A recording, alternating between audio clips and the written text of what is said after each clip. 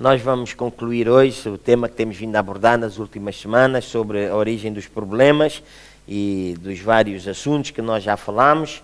Nós vamos hoje falar mais alguns e, conforme já foi dito, nós não temos a presunção de dizer que tudo aquilo que nós falamos todos eles são os problemas ou a origem dos problemas existentes. Não, há muitas outras coisas que nós não falamos, talvez até nem pensamos, mas que podem trazer problemas à nossa vida. Mas aquilo que nós temos falado nestes últimos dias, de acordo com as Escrituras, nós já sabemos que atrai problemas às nossas vidas. Então, como pessoas sábias que nós somos, nós devemos colocar de lado aquilo que atrai problemas e abraçar aquilo que atrai a bênção a cada um de nós. Amém? Nesta manhã, muito rapidamente e para conclusão, nós vamos falar de 2 ou 3 pontos que garantidamente atraem problemas às nossas vidas. Um deles é as discussões e as contendas. Muitas vezes nós não nos apercebemos que a discussão e a contenda traz problemas. Como seres humanos que nós somos, sempre estamos a lutar pela nossa razão. Eu tenho razão. Eu é que tenho razão. E quando nós lutamos pela nossa razão, nós criamos muitas vezes conflitos, criamos discussões, criamos contendas. E a Bíblia nos diz que onde há discussão, há obra satânica. Ora, se há obra satânica, logicamente, não pode haver bênção, porque o diabo não traz bênção à vida de ninguém. Traz uma obra satânica, traz discussão, traz contenda, traz operação de demónios, de iras. E às vezes as pessoas até, no seu dia-a-dia, são pessoas normais, são pessoas até que são calmas, mas no momento em que entram em contenda, em discussão, costuma-se dizer em português, eles perdem as estribeiras. Eles dão lugar à ira de tal maneira que ficam quase irreconhecíveis. Dizem o que devem e o que não devem. Fazem o que devem e o que não devem. Porquê? Porque eles não têm a ira debaixo de controle. E nós podemos controlar a ira falando em línguas. Nós podemos controlar a ira debruçando-nos sobre a palavra de Deus e ver aquilo que nós devemos fazer. E a Bíblia nos diz para nós fazermos todas as coisas sem contenda e sem ira. Amém? Nesta manhã vamos abrir, por favor, as Escrituras. No livro de Tiago,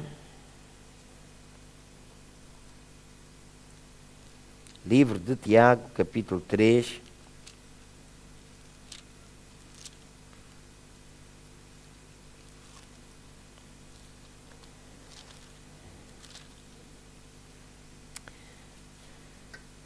E diz assim a palavra do Senhor, a iniciar no versículo 14. Se tendes em vosso coração amarga inveja e sentimento faccioso, de guerrinha, de contenda, de briga, não vos glorieis nem mintais contra a verdade. Essa não é a sabedoria que vem do alto, mas é terrena, animal e diabólica. Pois onde há inveja e sentimento faccioso, aí há confusão e toda a obra má. Amém. Então nós vemos aqui que se as pessoas têm em si esse desejo de serem contenciosos, de serem invejosos, então essas pessoas estão debaixo de uma sabedoria que não é a sabedoria que vem de Deus. E a Bíblia vai colocando por escalões. Diz que ela é terrena, diga lá comigo, terrena, animal e diabólica. Começa a ficar cada vez pior. Às vezes a discussão começa com uma coisinha de nada. Pode ser uma coisinha de nada. E se nós falarmos, por exemplo, com os casais, 99,99% das discussões nos casais são por ninharias. Sabe? É aquilo que nós costumamos dizer, acordou com os pés descalços hoje e olha, arranja uma discussão que começa do nada e depois, portanto, começa de uma forma terrena, passa a uma forma animal e chega às vezes a ser uma forma diabólica. Porque de uma discussãozinha de nada, e eu queria ver se me lembrava alguma, mas não tenho que me lembrar de nenhuma discussão, mas uma coisinha, uma ninharia. e há uma resposta azeda, e essa resposta azeda dá origem a uma contra-resposta, e aquilo que começou de uma forma terreno, logo mais começa a deteriorar-se. Porquê? Porque cada um quer ter a sua razão. E passa a ser, deixando de ser terrena, passa a ser animal. E nós sabemos como é que os animais fazem. Os animais não têm raciocínio. A pessoa perde o raciocínio. A pessoa começa a dizer o que deve, o que não deve. A pessoa começa a tomar atitudes e comportamentos que não são os melhores. Às vezes, num casal, até infelizmente, chega a agressões. Animal, diabólico. E os irmãos sabem como é que normalmente isso acaba? Com silêncio. E às vezes passam meses. Infelizmente, eu conheço casais que chegam a estar um mês sem dirigir a palavra um ao outro. Isso é diabólico. Porque Deus nos deu a língua para nós nos comunicarmos. E a melhor maneira de nós podermos viver à face da terra é comunicar-nos. Muito obrigado por esse amém. Então vai-se deteriorando. E isso atrai problemas. Quando chega a esses níveis, o que é que a Bíblia diz? Onde há inveja, versículo 16, onde há sentimento faccioso, há confusão. E Deus não é Deus de confusão, Ele é Deus de paz. Ele é Deus de harmonia. E onde há confusão, diga comigo, toda a obra má. Então, se há toda a obra má, logicamente, toda essa obra má é uma obra que vai atrair problemas à vida das pessoas que vivem dentro deste ambiente e dentro deste clima de contendas e de discussões. 2 Timóteo, capítulo 2,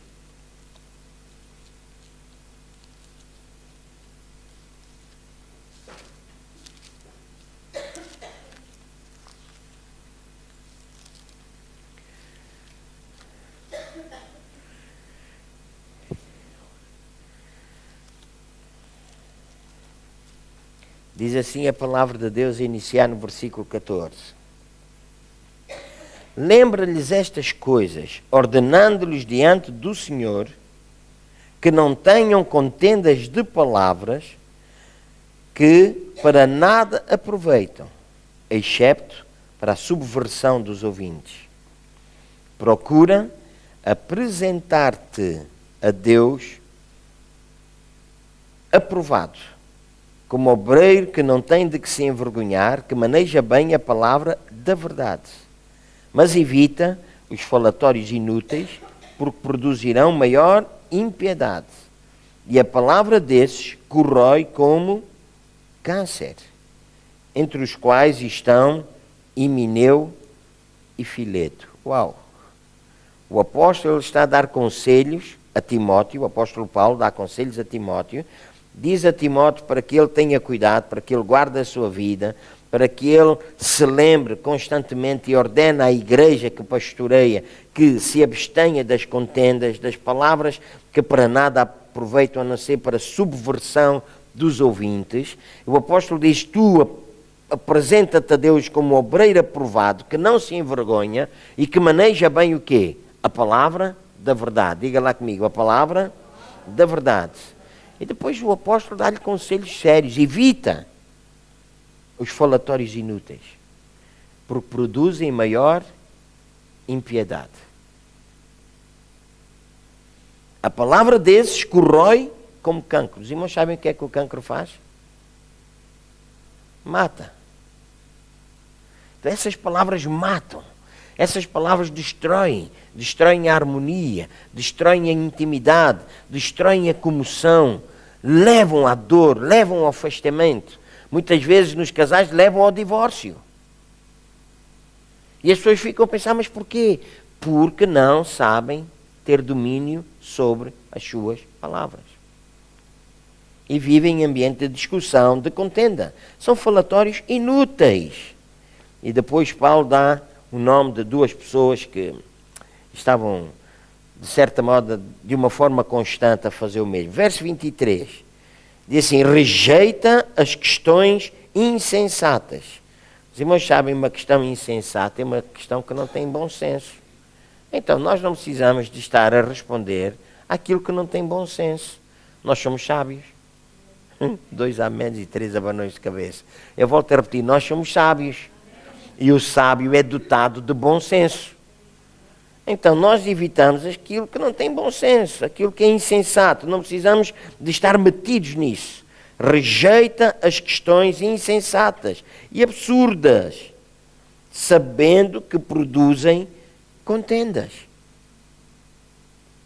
E ao servo do Senhor não convém contender, mas sim ser brando para com todos, apto para ensinar, paciente, corrigindo com mansidão os que resistem, na expectativa de que Deus lhe conceda o arrependimento para conhecerem plenamente a verdade e que se desprendam dos laços do diabo. Diga lá comigo, se desprendam dos laços do diabo. Mais uma vez, se desprendam dos laços do diabo. Quais são os laços do diabo? Diga lá, quais são os laços do diabo? Estas contendas, estas questões insensatas, é um laço que o diabo arma. E quando a pessoa fica enlaçada pelo diabo, garantidamente essa pessoa tem problemas. Garantidamente. Ah não, eu luto pela minha razão.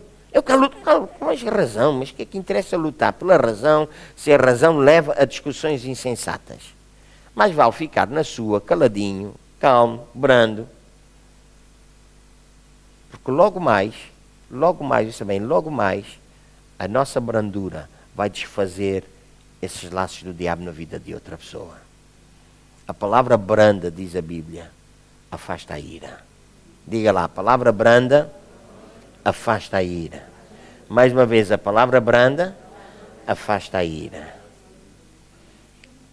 Podia uma vez mais dar exemplo de casais. Posso garantir que no dia em que o homem ou a mulher levantarem a voz e espingardarem, desculpem usar esta expressão, se o companheiro responder de uma forma amável, aquele fogo vai logo abaixo, imediatamente. O grande problema é que às vezes a pessoa dá uma resposta porque está nervosa, ou está aborrecida, ou aborrecido, não é? E o outro, porque não gosta, responde no mesmo tom. E a resposta no mesmo tom, irmãos, cria confusão. E eu vejo os casais abanar a cabeça, pelo menos isso. Eu quero aconselhar os irmãos, assim como aconselho a mim, a nós sermos brandos na nossa resposta. Quando o nosso companheiro, e eu aconselho a mim porque normalmente é a minha mulher que fala sempre mais alto lá em casa. Não é? E então é que tenho sempre que pôr a água fria, né? Estão a ver se havia alguma mentira por aqui, mas eu já tirei. Hein? É porque isto é o dente que estava a apontar e eu já tirei a mentira de cá. Mas na realidade é isso que acontece. Se nós sabemos responder de uma forma clara, concisa, nós vamos ajudar as pessoas aqui a ficarem libertas dos laços do diabo, veja bem, por quem haviam sido presas, para cumprirem a vontade de Deus. Então, nós vamos avançar, o tempo voa de facto muito rapidamente, não vou gastar mais tempo com isto, mas o que a Bíblia nos diz é que honroso é para o homem desviar-se de questões. Diga lá comigo, honroso é para o homem desviar-se de questões. Provérbios capítulo 20, versículo 3. Seja uma pessoa honrada. Quando começa a haver discussão, desvie-se disso. Assuma a sua posição. E a Bíblia diz, é a Bíblia que o afirma, honroso é para o homem desviar-se de questões. Eu posso ler o resto do versículo que diz assim, mas o tolo se intromete nelas. Agora nós é que determinamos aquilo que nós somos. Se somos pessoas honradas, pessoas sábias, ou somos pessoas tolas. Nesta manhã, aquilo que eu creio de todo o meu coração é que nós aprendemos a cada dia a ser pessoas sábias. A cada dia nós estamos a crescer em sabedoria. E a sabedoria leva-nos a afastar das questões tolas e disparatadas. Amém? Amém. Um outro aspecto que cria problemas na vida das pessoas é o apontar dos dedos. Uma grande parte das pessoas não tem espelho em casa. E como não tem espelho em casa, pensa que o espelho são a vida das outras pessoas.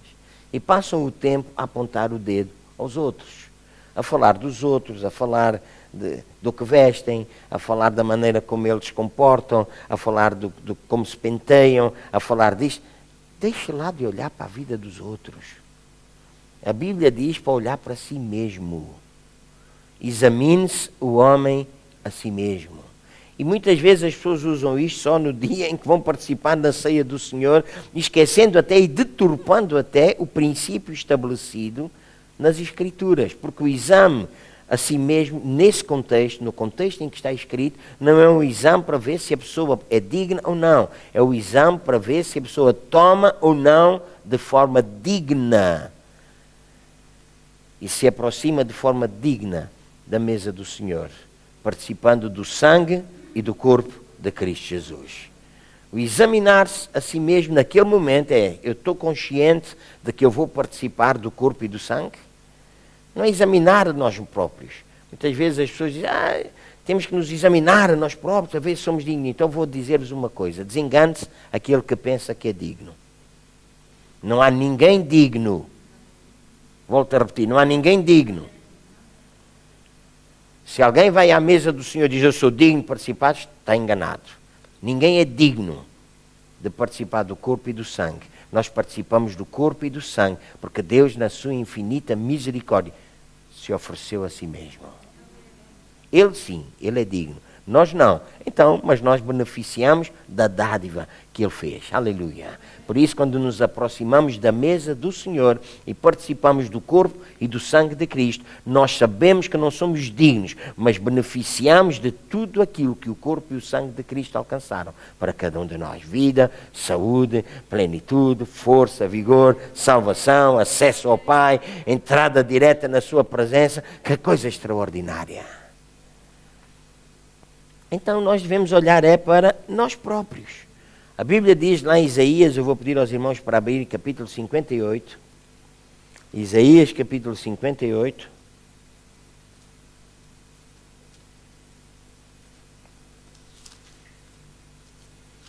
E diz assim a palavra de Deus a iniciar no versículo 8. Então romperá a tua luz como a alva, e a tua cura apressadamente brotará. E a tua justiça irá diante da tua face, e a glória do Senhor será a tua retaguarda. Então clamarás, e o Senhor te responderá. Gritarás, e Ele dirá: eis-me aqui. Diga lá ao irmão que está ao seu lado: há aqui um se. Diga, há aqui um se. E qual é o se? Eis-me aqui, diz Deus, eis-me aqui, se tirares do meio de ti o jugo, o estender do dedo e o falar iniquamente. Porquê é que Deus não está no lugar onde está o estender do dedo? Porquê é que Deus não está no lugar onde está o falar iniquamente? Porquê é que Deus não está aí? Porque esse é o lugar onde o diabo está. Alô? Nós já lemos isso, certo? Onde há o apontar do dedo, onde há o falar iniquidade, iniquamente, onde há o tirar o jugo e colocar o jugo no meio das outras pessoas, esse é o lugar onde o diabo está. Então Deus não está lá. Porque onde Deus está, o diabo não está. Eu volto a repetir. Onde Deus está, o diabo não está. O diabo não aguenta a presença de Deus. Ele tem que sair.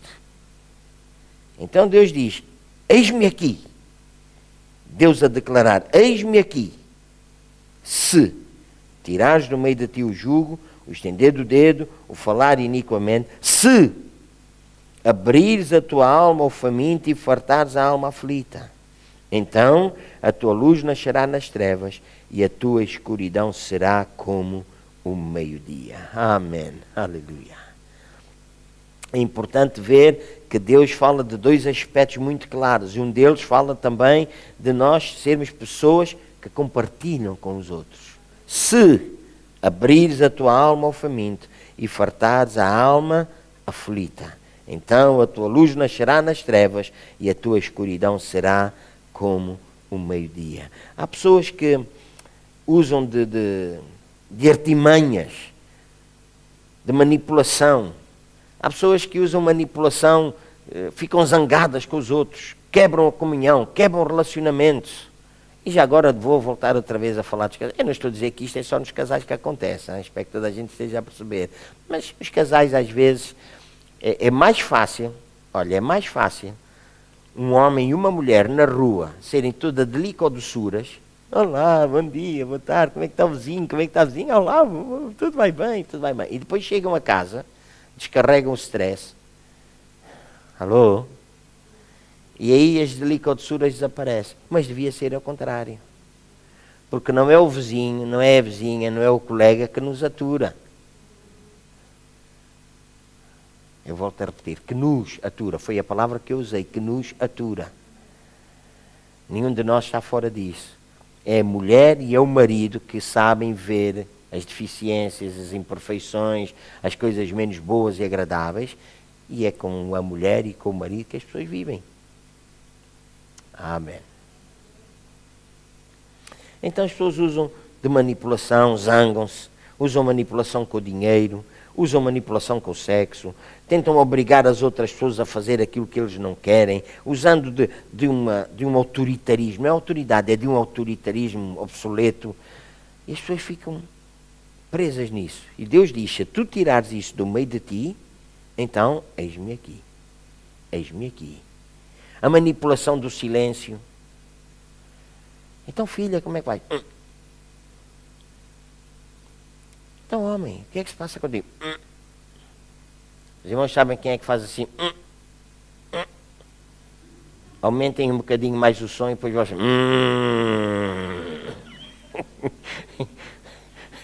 E vocês chegam lá. Vocês chegam lá.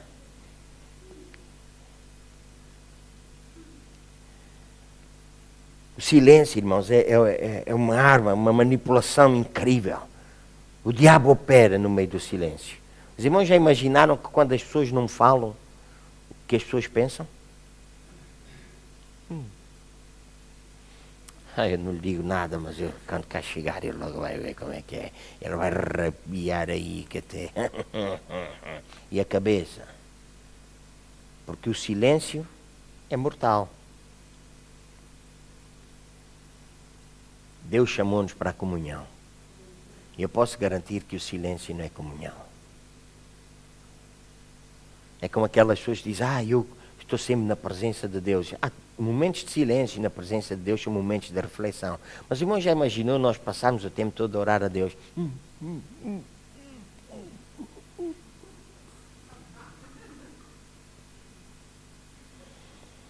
Deus quer ouvir a nossa voz.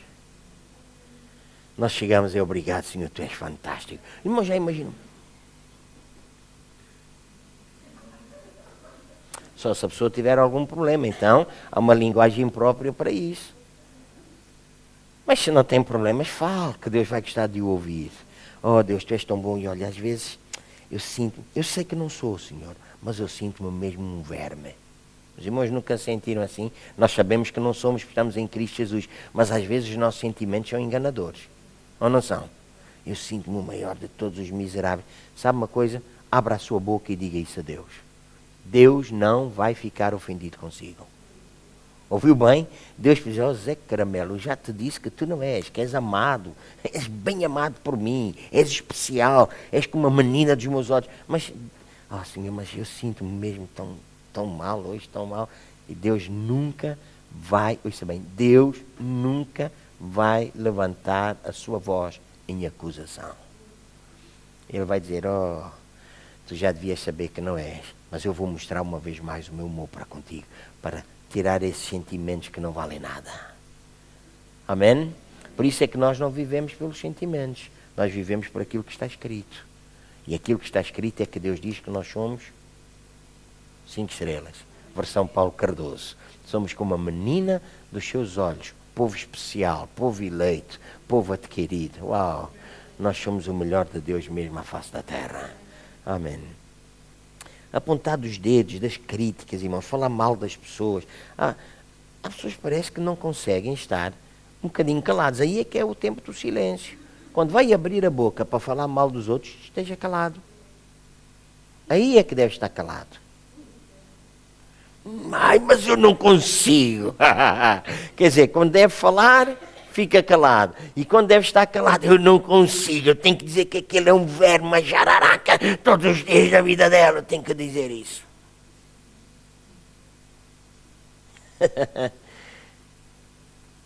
Sabes lá, tu sabes lá. Tu não conheces da missa à metade. E conta-se tudo, e lá está, diz o que se deve e o que não se deve. Para quê? Muitas vezes, não é nada mais, nada menos do que para se defenderem, porque aqueles que criticam os outros fazem aquilo que criticam. E vou dar um exemplo da família. Eu quando crescer não vou ser nada como os meus pais. Eu? Não. Os meus pais, não, eles não sabem. Quando eu crescer, eu não vou ser como eles. O que é que se diz? Tal pai e tal filho. Porquê? Porque quando crescerem, os filhos vão fazer igual àquilo que eles viram os pais fazerem.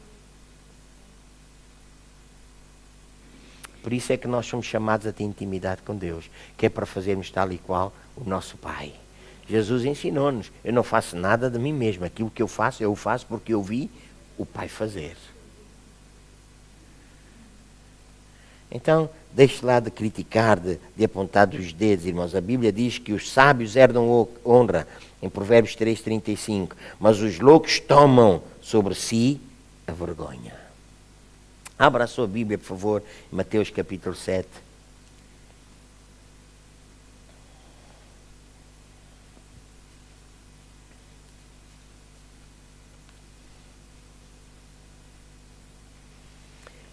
Diz assim, verso 1. Não julgueis, para que não sejais julgados. Pois com o juízo com que julgardes, sereis julgados. E com a medida com que tiveres medido, hão de vos medir. Porque reparas no cisco que está no olho do teu irmão, mas não percebes a trave que está no teu. Ou como dirás a teu irmão, deixa-me tirar o cisco do teu olho, estando uma trave no teu. Hipócrita.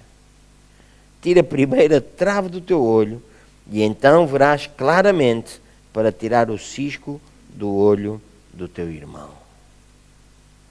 Aquelas pessoas passam a vida a olhar para os outros, a criticar os outros, a semear contendas, a criar invejas e coisinhas na vida dos outros, são pessoas que têm trave. Uma trave é uma trave. Mas já imaginou uma trave na vista? Põe a pessoa cega. Então um cego não sabe conduzir ninguém. Então nós precisamos que a trave desapareça da nossa vida, para nós podermos ver claramente. E quando vemos claramente, não acusamos, ajudamos. Eu volto a repetir, quando vemos claramente, não acusamos, ajudamos. Porque quando nós vemos claramente, nós vamos dizer aquilo que sou, eu o sou, pela graça de Deus. Não é porque fazemos alguma coisa, porque merecemos alguma coisa ou porque somos melhores do que os outros. O que somos, nós o somos, pela graça de Deus.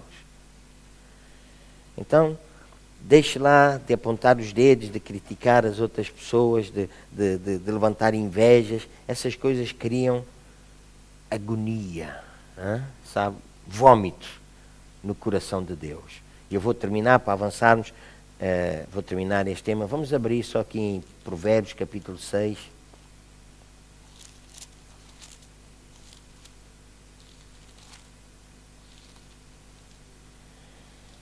E diz assim a palavra de Deus.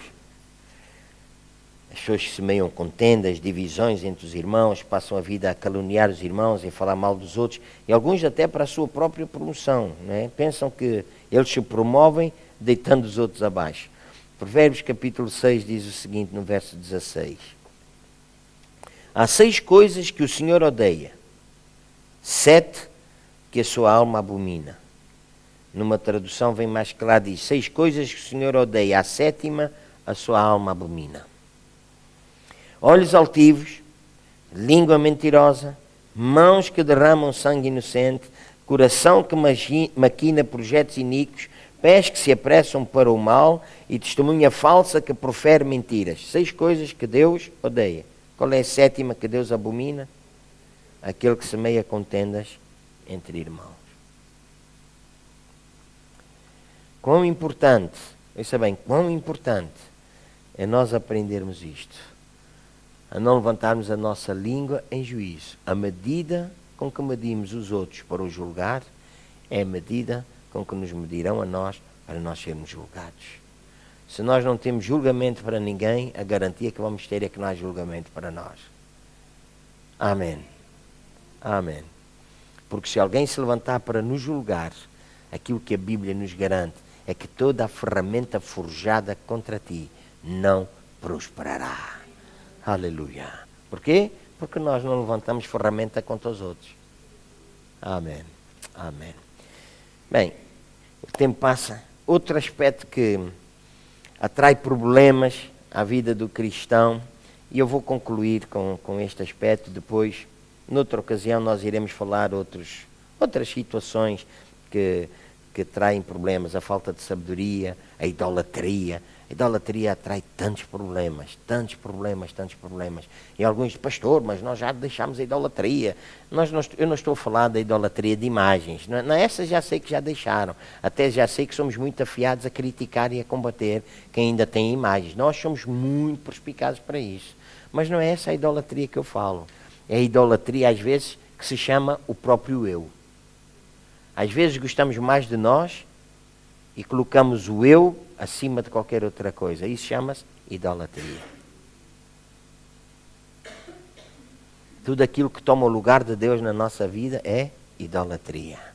Às vezes a casa, o carro, a mulher, o marido, os filhos, o pai, a mãe, podem ser expressões de idolatria na vida de uma pessoa.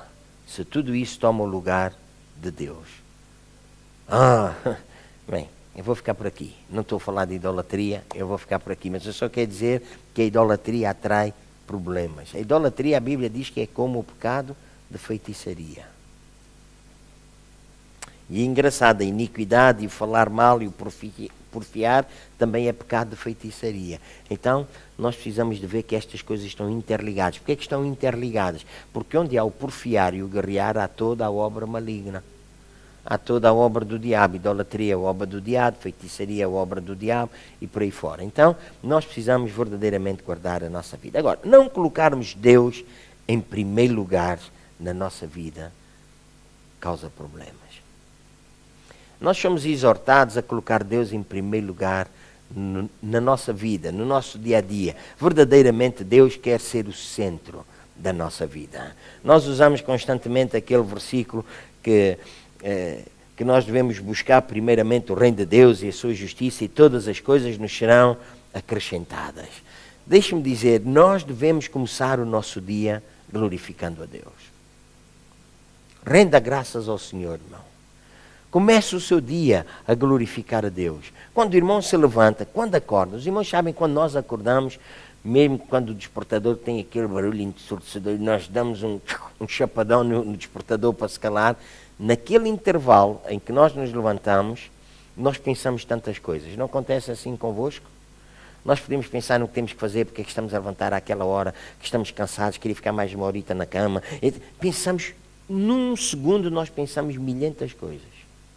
Aproveita esse tempo para ser agradecido a Deus. Obrigado, Senhor, porque ainda pude ouvir o despertador. É sinal de que nós estamos vivos. Amém. E temos bom ouvido, que não somos surdos. Certo? Então, aproveita esse tempo para agradecer a Deus. Comece o seu dia com gratidão. O salmista, no Salmo 92, diz assim: bom é render graças ao Senhor e cantar louvores ao teu nome, ao Altíssimo. Diga comigo, anunciar de manhã a tua misericórdia e durante as noites a tua fidelidade. O salmista, ele dá-nos aqui um exemplo de como é que nós podemos ter uma vida em que Deus é o centro. Nós começamos o dia louvando a Deus e terminamos a noite glorificando a Deus pela sua fidelidade. Obrigado, Senhor, pelo dia que tu fizeste. Este é o dia que tu tens feito para eu me regozijar e alegrar em ti. Obrigado, tu trabalhas em meu favor durante este dia. E durante o dia, nós temos este coração agradecido. Quando chegamos à noite, vamos encher a nossa vida com a fidelidade do Senhor. Obrigado, Senhor. Tu cumpriste a tua palavra. Tu protegeste a minha vida. Tu me guardaste. Oh, Senhor, a tua fidelidade ela é para sempre. Os irmãos sabem, há pessoas que têm problemas na sua vida porque não começam o seu dia desta maneira. Começam o seu dia a ouvir o telejornal, mais conhecido pelo teleproblemas. Primeira coisa que eles veem é ver as notícias no jornal. País tal contra o país tal, a guerra aqui, não vou estar a ser nome, eu podia dizer, porque eu também sei onde é que elas existem, né? E mais isto, e mais aquilo, o presidente tal e o outro presidente, e enche o dia com as crises. Mais uma bancarrota, mais uma falência, mais um assassinato, mais um que bateu na avó e deu 50 tiros no trisavô, mais um... Isto não são essas as notícias que vêm no jornal? Veja lá se no jornal aparece uma notícia. Uau! Nos dias de hoje este casal celebra 90 anos de casado. Veja lá se vocês veem lá notícias dessas. Vai-se à página dos famosos. O A traiu não sei com quantos. O A já se divorciou. O A bebê. O B não chega ao B, porque você fica sempre no A. Os irmãos vão lá, vejam as notícias. A ver se as notícias são boas novas ou são más novas. E a pessoa começa o dia a ler o jornal. Ei, mais uma crise. Ei, mais um aumento de impostos. Ei, ladrões do governo. São os ladrões, aqueles governantes. Sabe o que é isso? A informação que se recebe leva a pessoa a proferir o que não deve. A minha pergunta é, quando alguém começa o dia e abre o jornal e diz, estes ladrões são os governantes. Quando roubam, porque é que fica ofendido? Alô? Cambada de vigaristas. Desculpe usar estas expressões, mas são as expressões que se ouvem. É uma cambada de vigaristas. Então, quando é vigarizado, fica triste por quê?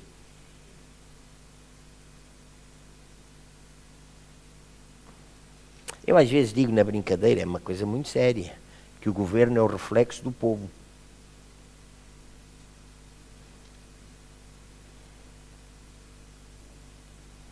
Se o povo diz que o governo é uma cambada de vigaristas, o que é que o povo será?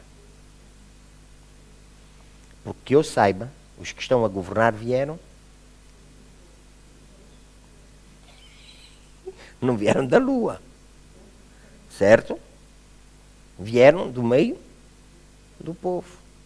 Então é a altura de nós começarmos a olhar para as notícias e em vez de criticar, porque às vezes é fácil criticar. Olha, eu vou dizer, às vezes critica-se o governo que tem que governar uma nação onde há tanta gente que foge aos impostos. Os irmãos querem ver a outra face do governo. Há milhares de pessoas que fogem aos impostos. Há milhares de pessoas que arranjam esquemas e mais esquemas para levar uma vida desorganizada, sem ser uma vida legal. Há tanta gente que faz isso. E o governo tem que andar a cuidar disso. E alguns que falam mal do governo não sabem cuidar nem sequer da sua própria casa.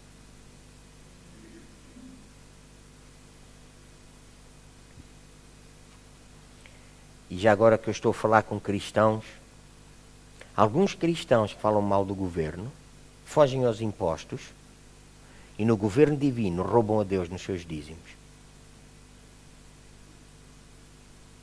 E nas suas ofertas. E o pastor chega ao domingo, cambada de vigaristas.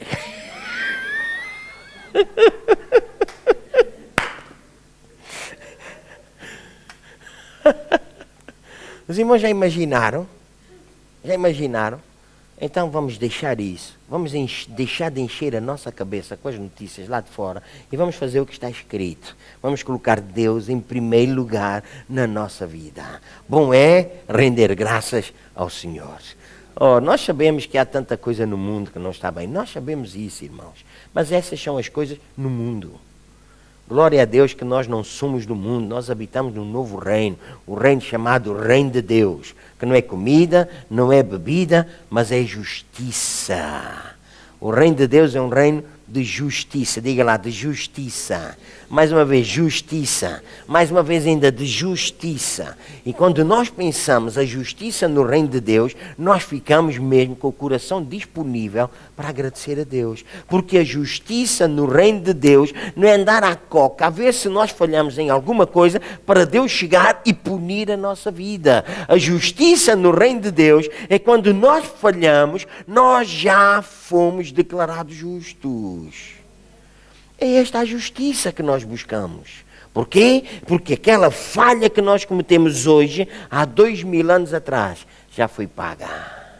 A falha que vamos cometer amanhã, há 2000 anos atrás, já foi paga. E quando nós buscamos o reino de Deus e a sua justiça, então mesmo no dia em que nós falhamos, nós podemos louvar a Deus, exaltar a Deus, engrandecer a Deus. Por quê? Porque nós fomos feitos justiça. Então comece o seu dia a louvar a Deus, a exaltar a Deus, a glorificar a Deus, a honrar a Deus, irmão. Louve-o em todo o tempo. Louve-o em cada situação na sua vida. E comece a descobrir aquilo que Deus já fez na sua vida. Reconheça Deus em todos os momentos da sua vida. Reconheça a presença de Deus em si. Deus vive em si. Eu volto a repetir. Deus vive em si. Deus vive em nós. Então nós precisamos reconhecer a sua presença, a sua natureza, a sua grandeza. Nós precisamos de reconhecer que a sua sabedoria, a sua força estão em nós todos os dias da nossa vida. E por isso nós clamamos por essa sabedoria, andamos de acordo com essa sabedoria de tal forma que em qualquer circunstância nós somos o que Deus diz que nós somos. José estava no mercado de escravos, irmãos.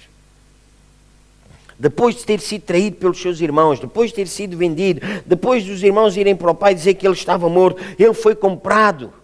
E ele estava agora lá no mercado de escravos. Os irmãos sabem, quem sabe a história sabe isso. No mercado de escravos ele tinha apenas um paninho e lá estava ele nu. Não tinha nada. Abandonado pela família, não sabia o que se passava com os pais, não tinha conta bancária, não tinha cartão Visa. Não tinha nada. Nada. Diga lá comigo, nada. Mais uma vez, nada. A posição de José era nada, era um nada. É um Zé Ninguém. Também conhecido pelo Zé Nada. Ele não tinha nada, irmãos. Mas quando nós lemos a Bíblia e chegamos à Bíblia, nós vemos o que é que Deus diz a respeito de José. Em Gênesis capítulo 39, quando ele diz que ele foi comprado pelo oficial do exército de Faraó, diz a Bíblia, e José era próspero. Os irmãos depois leiam Gênesis 39, versículo 1 e 2. Diga lá comigo, e José era próspero, um homem nu, um homem sem nada, um homem sem dinheiro, um homem sem nada, sem amigos, num país estranho, no mercado de escravos, a ser vendido como um escravo. E Deus diz, ele era próspero. Uau! Porque José aprendeu a reconhecer a presença de Deus. E quando nós temos Deus do nosso lado, qualquer que seja a situação que nós atravessamos na nossa vida, nós somos prósperos. Nós somos prósperos. Porque não está baseado nas coisas que possuímos, está baseado na pessoa que nos possui a nós. Nós somos propriedade divina. Amém. Amém. Por isso é que Deus diz, para não estarmos ansiosos, nem preocupados com o que vamos vestir, com o que vamos comer, deixe lá isso da mão. Encha a sua vida desfrutando-a na presença de Deus. Então é próspero. Onde quer que esteja, é próspero. Deus olhou para José, o outro viu nele um escravo, Deus viu nele um homem próspero. E nós sabemos que onde quer que José ia, José era próspero. Por quê? Porque o Senhor era com ele. Diga lá comigo, o Senhor era com ele. Mais uma vez, o Senhor era com ele. Então José era um modelo de sucesso. Onde quer que ele estava, ele era um modelo de sucesso. Porque não estava baseado, nem sequer estava baseado nas coisas que ele fazia. Estava baseado na pessoa que estava nele. nós somos um sucesso. Porque está baseado na pessoa que vive em nós. E o Senhor nosso Deus, Ele é um Deus de sucesso. É um Deus próspero. Aleluia. E a sua presença, a sua grandeza em nossa vida, meus irmãos, atrai a nós todo o sucesso, atrai a nós toda a bênção, atrai a nós tudo aquilo que Ele diz que é. E quando nós começamos o dia por louvar, Deus se apresenta diante de nós para dizer: eu sou o teu escudo, eu sou a tua fortaleza, eu sou o teu refúgio, eu sou o teu amparo, eu sou o teu amigo, eu sou a tua paz, eu sou o teu provedor, eu sou aquele que providencia para todas as necessidades, ainda mais alguma, porque vais ter de uma forma super abundante. Eu sou a tua força, eu sou a tua glória, eu sou a tua saúde, eu sou a tua grandeza, eu sou o Senhor teu Deus, eu te amo. E Ele vai dizer: olha, levante, eu sou aquele que levanto a tua cabeça. Conforme está escrito lá no Salmo 3, versículo 3, eu levanto a tua cabeça. Então nós começamos o dia a louvar a Deus, Deus apresenta-se diante de nós para dizer aquilo que Ele é. E nesse dia, nós vamos reconhecer o seu favor e a sua presença em nós. A preocupação vai embora, o medo vai embora, as montanhas que se levantam diante de nós são desfeitas. O salmista, ele podia dizer: derretem-se como cera os montes na presença do Senhor. Diga lá comigo: os montes na minha vida desaparecem como cera, porque o Senhor é comigo. Amém. Todos nós temos montanhas, irmãos. E muito mais fácil, dizer muito mais melhor, hein? Muito mais fácil do que andar a escalonar uma montanha é ver essa montanha desfazer-se como cera diante de nós e nós irmos por um caminho plano. Deus faz com que as montanhas de problemas e dificuldades na nossa vida se derretam como cera, quando nós aprendemos a buscar a sua presença em primeiro lugar. Obrigado, Senhor, porque Tu és comigo. Os nossos passos são coroados de favor. A nossa cabeça, irmãos, diz que Deus coloca uma coroa de favor na nossa cabeça. Nós próprios ficamos, como se costuma dizer, de boca aberta. Porque onde quer que vamos, nós vemos o favor de Deus. Ele foi adiante de nós. Ele preparou o caminho diante de nós. Ele abriu as portas diante de nós. Quando chegamos, tudo está feito. Porque Ele é o nosso guia. Ele é o nosso caminho, Ele é a nossa vitória, Ele é a porta para cada um de nós. E por Ele nós podemos entrar em qualquer lugar. Escute bem, por Ele nós podemos entrar em qualquer lugar. E em qualquer lugar nós vamos desfrutar da sua presença, da sua plenitude, da sua graça, do seu favor. Por quê? Porque começamos o dia a dizer: engrandecido sejas Tu, Senhor. E de manhã eu louvo o Teu nome. À noite eu vou agradecer a Tua fidelidade. E entre a manhã e entre a noite deixe Deus trabalhar em si e através de si. E quando o irmão se deita, obrigado, Senhor, por este dia. Que bom é o primeiro pensamento do dia ir para Deus, o último pensamento do dia ir para Ele. Eu vou dizer o que eu faço. A minha mulher vai me dar autorização. Antes dela pôr um batom qualquer que ela põe, não sei porque é que ela põe esse batom antes de adormecer, por causa dos lábios e para pé, eu não gosto de dar beijinho com batom. Então, para dar um beijinho, ela não pode ter batom. Então, eu dou-lhe uma beijoca valente e depois ela põe o batom. Depois de dizer que a amo, eu viro-me para o outro lado. E os meus últimos pensamentos do dia não são dizer eu amo-te. Isso eu digo antes. Até adormecer eu fico a falar em línguas. E às vezes fico mesmo no meio da palavra. Mas os últimos pensamentos do dia vão para Deus. Os primeiros pensamentos do dia vão para Deus. E durante esse dia eu posso ver a fidelidade de Deus. E agora os irmãos perguntam: e o pastor não tem problemas? Tenho. Mas eles derretem-se como os montes. Porque eu já aprendi a reconhecer que se não for Deus, não é a minha habilidade, não é a minha capacidade, não é a minha inteligência, não é a minha sabedoria. Eu não consigo. Se não for Deus, eu não consigo. Já sei que não posso. Mas com Deus, já sei que nele posso todas as coisas, pois é Ele que me fortalece. Então os problemas desaparecem, são ultrapassados. Porquê? Porque o Senhor vai adiante de mim. O Senhor vai adiante de nós. Vamos aprender a colocá-lo em primeiro lugar. Ele ama isso. Ele ama isso. Eu sou o alfa e eu sou o ômega. Eu sou o princípio, eu sou o fim. Eu sou o primeiro, eu sou o último. Mas sabe uma coisa? Ele também é o intervalo. Ele está presente para garantir a nossa vitória e o nosso sucesso. Amém. Amém e amém.